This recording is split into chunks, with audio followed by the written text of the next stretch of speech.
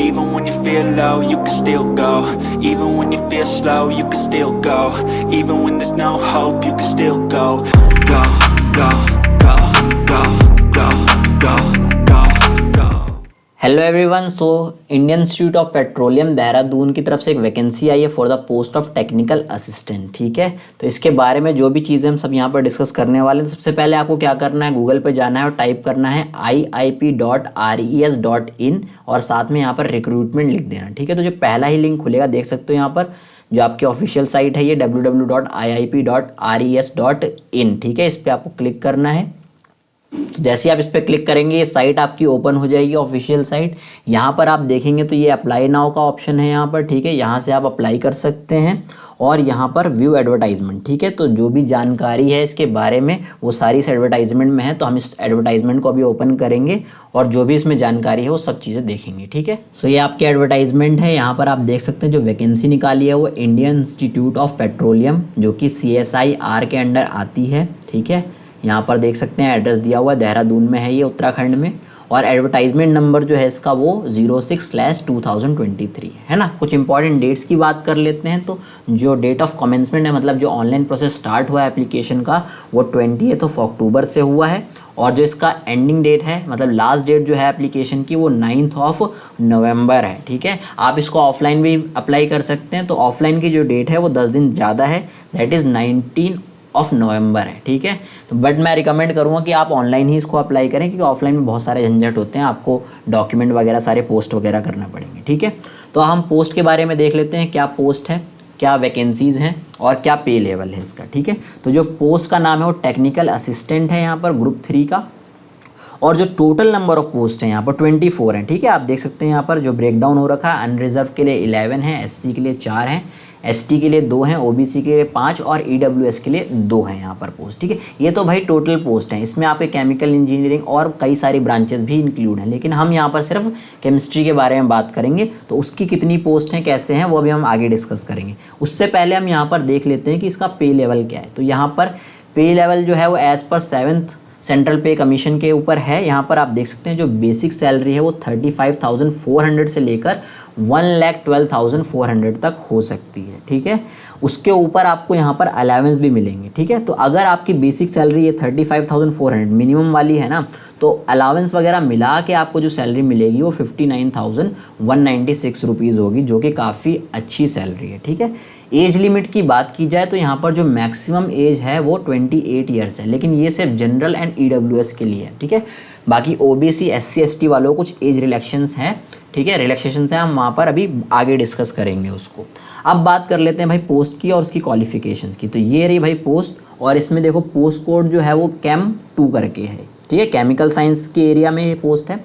Number of post की बात करें तो यहाँ पर टोटल 11 पोस्ट हैं, जिसमें से अनरिजर्व मतलब जनरल के लिए यहाँ पर 4 पोस्ट हैं, ST के लिए 1 है, OBC के लिए 3 है, EWS के लिए 1 और SC के लिए 2 पोस्ट हैं, जिसमें से एक आपकी बैकलॉग पोस्ट है SC के लिए। ठीक है, अब बात करते हैं भाई इसकी क्वालिफिकेशन की। तो क्वालिफिकेशन में देखो आप BSc मांगा हुआ है और इक्विवेलेंट। ठीक है, BSc या उसके बराबर की कोई डिग्री हो विद मिनिमम 60% मार्क्स होने चाहिए आपके। देखो 60% मार्क्स होने चाहिए, परसेंट में CGPA नहीं चलेगा, परसेंट में उसको कन्वर्ट करके आपके 60% से ऊपर होने चाहिए। ऊपर से आपके पास केमिस्ट्री होनी चाहिए। देखो मैंने बोला ना केमिकल साइंस से रिलेटेड पोस्ट है तो केमिस्ट्री तो होगी ना, तो यहाँ पर आपको केमिस्ट्री चाहिए as one of the subject. और हाँ, यहाँ पर एक चीज़ ये ध्यान जरूर रखना कि 1 साल का एक्सपीरियंस मांगा हुआ है। ठीक है, 1 साल का एक्सपीरियंस मांगा हुआ है इस फील्ड में, केमिस्ट्री की फील्ड में। अगर आपने 1 साल कहीं काम किया हुआ है from recognise institute and organisation, उसमें से आपने अगर CSIR की लेबोरेटरी में भी काम किया हुआ है तो वो भी चले जाएगा। ठीक है, तो 1 साल का आपको यहाँ पर एक्सपीरियंस चाहिए इस जॉब के लिए, ध्यान में रखना। फ्रेशर्स के लिए जॉब नहीं है ये। अब आगे चलते हैं, ये तो बात हो गई क्वालिफिकेशन की एंड पोस्ट की।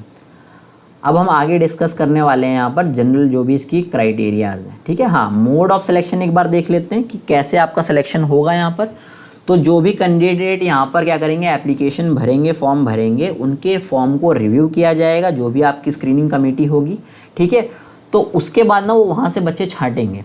तो जो भी आपके एप्लीकेशन वो देखेंगे वहाँ से और उनको लगेगा हाँ ये रिलेवेंट है बच्चा, तो वो क्या करेंगे, उसको ट्रेड एंड स्किल टेस्ट के लिए बुलाएंगे, ठीक है। ये जो टेस्ट है बेसिकली ये ऑफलाइन ही होगा। तो यहाँ पर पहले क्या होगा, यहाँ पर कोई एग्ज़ाम नहीं होगा, पहले सबसे पहले क्या होगा, एप्लीकेशन फॉर्म के बेसिस पे आपका ट्रेड एंड स्किल टेस्ट लिया जाएगा, उसके लिए आपको किसी एक एरिया पे बुलाया जाएगा, ठीक है। अगर आप वो टेस्ट क्वालिफाई करते हैं, ठीक है, तब आपको क्या करा जाएगा, एक OMR या फिर बेस्ड, मतलब कि ऑफलाइन बेस्ड या फिर कंप्यूटर बेस्ड आपसे objective type multiple choice examination लिया जाएगा। जब आप ये टेस्ट ट्रेड या स्किल टेस्ट को क्लियर कर लेंगे तब, ठीक है, ध्यान में रखना है आपको। उसके बाद ही आपका जो रिटन एग्ज़ाम होगा वो होगा।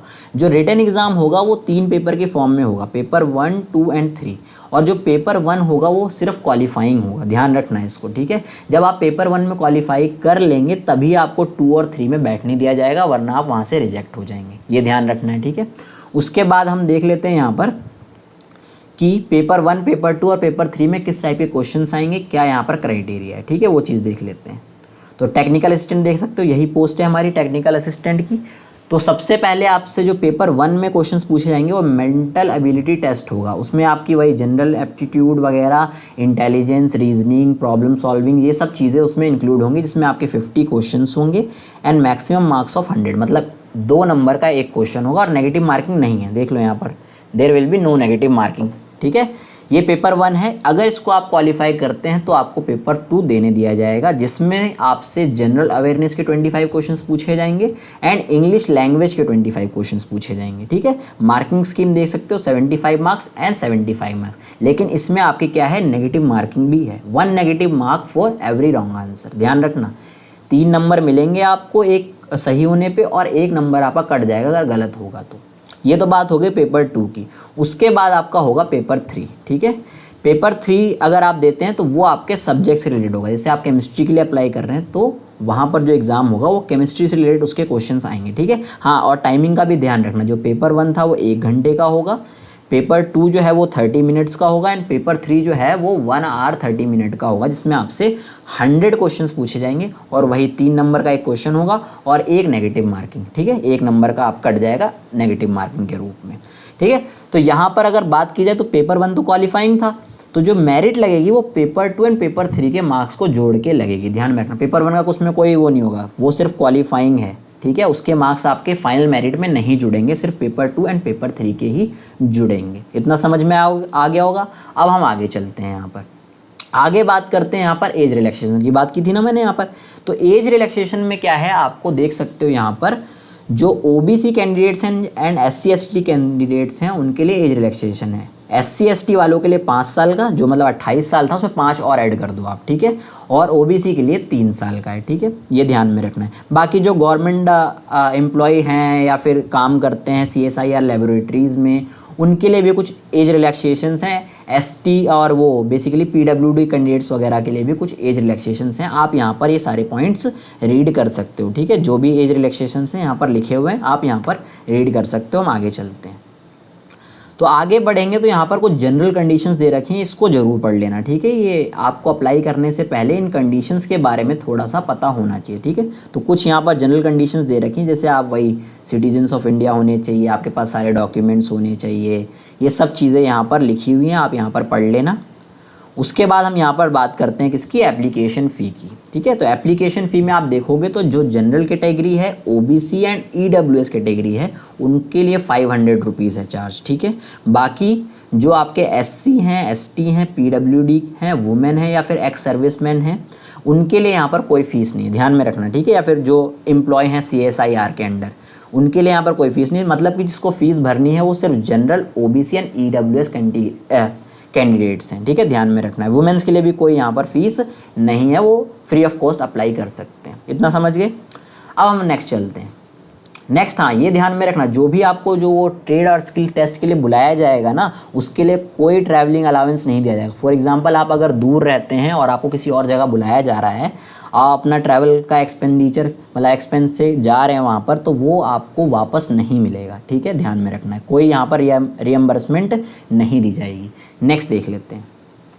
नेक्स्ट, हाँ भाई, इंपॉर्टेंट पार्ट है कि कैसे आपको अप्लाई करना है। तो अप्लाई सिंपल है, यहाँ पर कुछ नहीं करना, ऑनलाइन आपको वही जो मैंने साइट बोली थी आपको यहाँ पर, वो आप उस पे जाना है iip.res.in पे, ठीक है। वहाँ पर आप अप्लाई ऑनलाइन कर सकते हैं। सबसे पहले आपको रजिस्ट्रेशन करनी पड़ेगी, जो आप अपनी ईमेल आईडी, ठीक है, और साथ में वहाँ पर एक अपना पासवर्ड खुद से ही जनरेट कर सकते हैं। ये तो बात हो गई रजिस्ट्रेशन की। फिर वही आईडी और पासवर्ड से आपको लॉगिन करना होगा और वहाँ पर ध्यान में रखना अपनी सारी जो भी आपसे डिटेल्स मांगी जाएंगी, एड्रेस वगैरह, वो सब चीज़ें आपको वहाँ पर फिल करनी है, पर्सनल डिटेल्स फिल करनी है, ठीक है। फिर जब आपका डॉक्यूमेंट आपको भरने हैं, वहाँ पर जो डॉक्यूमेंट अपलोड करने हैं, ध्यान रखना वहाँ एक तो आपको फ़ोटो अपलोड करनी है, अपनी साइन अपलोड करनी है। उसके अलावा जो भी आपके डॉक्यूमेंट्स हैं, मतलब जो भी क्वालिफ़िकेशन या फिर आपका बर्थ रिलेटेड सर्टिफिकेट या फिर कास्ट सर्टिफिकेट, जो भी आपको अपलोड करना है वो एक ही PDF में होना चाहिए, ठीक है। तो सब डॉक्यूमेंट जो भी आपकी रिक्वायरमेंट है ना वहाँ पर, उसकी एक आपको PDF बनानी है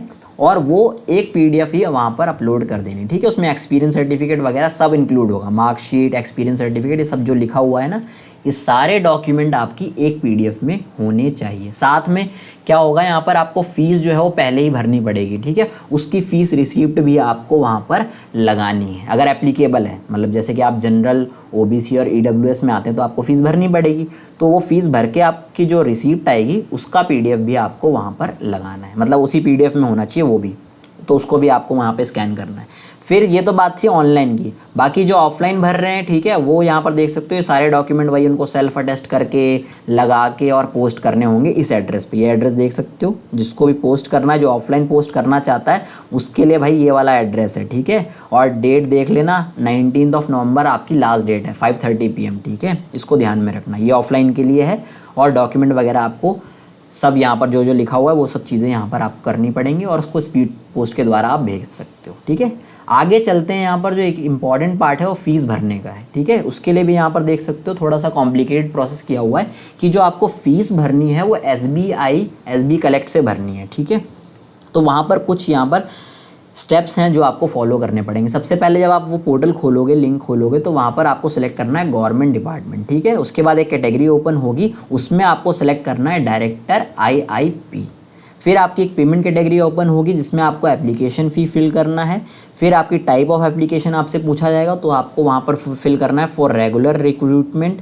फिर उसके बाद एप्लीकेशन नंबर वगैरह, जब आप फॉर्म भरोगे तो वहाँ पर एक एप्लीकेशन नंबर में आपको रजिस्ट्रेशन नंबर जो आपका जनरेट होगा वो आपको वहाँ पर फिल करना है, ठीक है, ध्यान में रखना है। फिर एड्रेस फील्ड में आपको कोई कॉमा वगैरह यूज़ नहीं करना, सिंपल एड्रेस जो भी है आपका वो फिल कर देना है। एडवर्टाइजमेंट नंबर देख सकते हो, ये आपको फिल करना है यहाँ पर 06/2023। देन उसके बाद यहाँ पर फील्ड आएगी रिलेटेड डिपार्टमेंट, तो आपको रिक्रूटमेंट सिर्फ लिखना है वहाँ पर। उसके बाद आगे के जो भी स्टेप्स होंगे वहाँ पर आप फॉलो करके अपनी फ़ीस भर सकते हो। और जो आपका रेफरेंस नंबर होगा या चालान नंबर होगा उसको नोट डाउन कर लेना, ठीक है। और उसकी PDF आप ज़रूर डाउनलोड कर लेना, ठीक है। ये आपका प्रोसेस था एप्लीकेशन का, बस। बाकी आप देख सकते हो जो ऑफलाइन अप्लाई कर रहे हैं तो वहाँ यहाँ पर लिखा हुआ है कौन कौन से डॉक्यूमेंट आपको यहाँ पर सारे अटैच करने हैं, ठीक है। तो ये सब चीज़ें हैं। तो बस बेसिकली जो जो आपको जानने की ज़रूरत थी वो सारा यहाँ पर मैंने डिस्कस कर दिया है। आई होप आप लोगों के लिए ये यूज़फुल रहेगा। तो जिसके पास 1 साल का एक्सपीरियंस है वो इस पोस्ट के लिए अप्लाई कर सकते हैं। बहुत अच्छी पोस्ट है, सैलरी वगैरह सब अच्छी है, ठीक है। तो मिलते हैं नेक्स्ट वीडियो में। Happy learning.